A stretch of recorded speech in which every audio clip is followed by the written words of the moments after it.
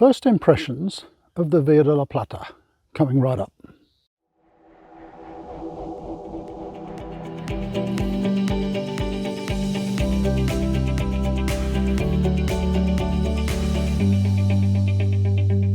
So I have to confess, I sometimes feel like a bit of a newbie when it comes to Caminos. I've only walked 3, and if you've been on this channel for a while, you'll know that's all been on the Camino Frances, twice from Saint-Jean and once from a couple of 100 kilometres out. So I dearly love the Camino Frances, but felt I wanted to do something a little bit different this time. So welcome to the Via de la Plata. Now, if you've ever thought about walking the Via de la Plata, I thought I'd give you my first impressions. So these are impressions from, I think I've only been walking 5 days, and they are very personal opinions, of course, from a 65-year-old, not particularly fit, slightly overweight guy who really doesn't do anything active, you know, back at home. But I'm a self-confessed Camino tragic. I just love the Camino. So what have I found different on the Via de la Plata so far? And if my impressions change, I'll do a second impression and a third impression as I'm going along. So first of all, let me say right out, I love it. It's exactly what I hoped for, what I expected, and more. It is absolutely brilliant, but it might not suit you. So I thought it would be good to just make some comparisons. So the only thing I can compare it against, of course, is the Camino Frances. So if you've walked that, or if you're thinking of walking that, this is really different. And would I recommend doing this as a first Camino? Probably not, unless you're a very experienced hiker. And even then, I'm not sure. And let me explain why. Having walked the Camino Frances or one of the other popular routes, maybe the Portuguese or something like that, I think they're a great introduction to what the Camino is all about. You get used to you know, the day-to-day sort of routines of being a pilgrim. You're with other pilgrims. You've got great support infrastructure. You learn how to manage yourself, you know, as you're walking and looking after your feet and the gear, and you know, all of that. You're doing that in a fairly sort of safe environment with lots of infrastructure around you. And I say to people, you know, even though I'm not sure I'd walk the Frances again, I love it, but it's probably a little bit too busy for me now, and I yearn for a bit more solitude. But even so, I think it's a great first Camino. So, you know, you don't have to walk the whole thing from Saint-Jean. I guess what I'm saying is, in my opinion, if before undertaking something like the Via de la Plata, I'd do a walk on one of the more popular ones, 2 or 3 weeks at least, just to get used to the routine. If I had done this as a first one, it would have been more of a struggle, because it's a little bit more of a tough environment to kind of work out your daily routines. You know, I arrived here knowing exactly, you know, how my gear was going to perform. I know exactly my hydration needs, how much water I've got to carry on different sections. I know my, you know, nutritional needs, my hydrolyte needs. I know how to look after my feet. You know, I've had to do that before, and I know what to carry to do that. So all of that was a great experience that I gained walking the Camino Frances. So coming on to this one now, I feel absolutely totally comfortable doing it. And so why is it so different? Let me touch on some of the key things. If you like the sort of social aspect of a Camino like the Frances, maybe this one isn't for you. So I'm 5 days into this. I haven't walked with a single pilgrim. I think I've seen 5 pilgrims in 5 days. I met a Swiss guy in Santa Ponce. I said hello over a coffee to a Belgian lady this morning. And I think a couple of Spanish guys passed me on the second day.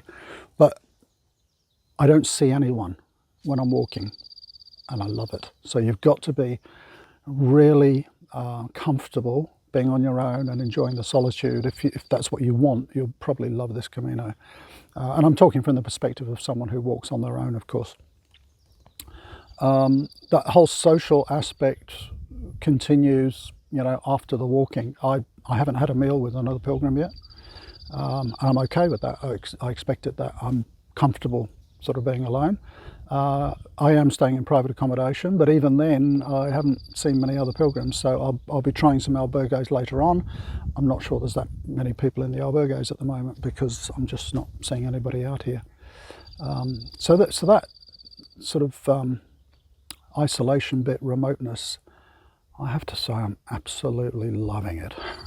And the scenery is incredible. Which kind of brings me on to another point. I made a couple of notes here, but I've forgotten where I put them. A lot of people said, or I've read online, that they think the VdlP isn't as spiritual. You don't have that sort of feeling of the religious foundation that you do, say, on the Camino Frances. I'm not finding that at all. I think the Camino Frances, it's kind of more obvious. There's lots of you know, symbols of pilgrimage and churches, and you've got that pilgrim community around you, and you really do feel you know, that you're on a pilgrimage route.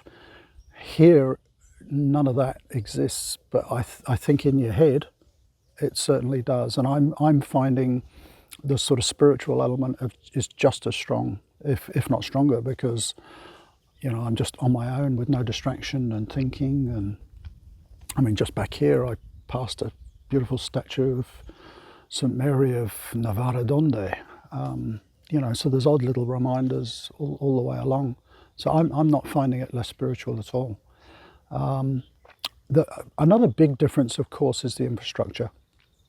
And you know, I'm only 5 days into it, but basically every day I have had to set out with all the food and water and anything I might need for that day. So that's a little bit different to something like the Camino Frances. You know, you're not passing through villages, you're not stopping for coffees, you're not stopping for second breakfast. There's nothing, you know.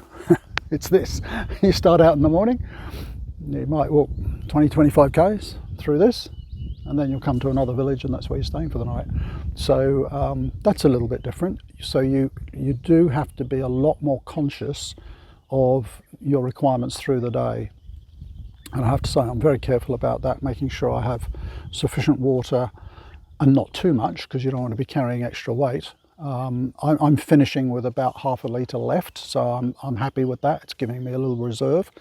So you want to make sure you got water, energy needs. You know, I picked up some great tips on food. I'm generally buying something in a convenience store the night before. So today I've got my regular lunch of a tin of sardines with a lot of oil and a roll. So the roll is going to give me, you know, a bit of a carb hit for short-term energy. The sardines and the oil is going to give me a slower burn, so it's giving me energy through the day. And I have a couple of little sort of oatmeal bars as well.